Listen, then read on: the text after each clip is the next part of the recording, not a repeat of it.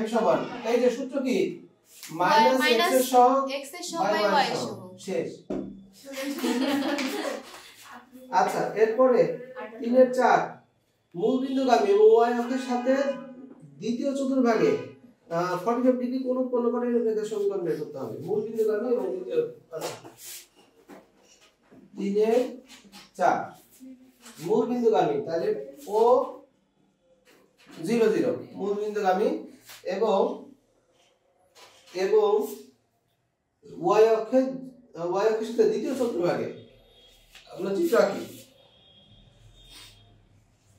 y অক্ষের সাথে দ্বিতীয় চতুর্ভাগে 45 ডিগ্রি কোণ উৎপন্ন করে। এই যে আমরা কি এটা বুঝছি চিত্রটা বুঝছি না বুঝিনি? জি স্যার ওরা যা বলছে তাই আছে। এই যে তাহলে এই ঢাল কত হবে 90 প্লাস 45 তাই না? তাহলে এটা ঢাল m সমান 10 90 ডিগ্রি প্লাস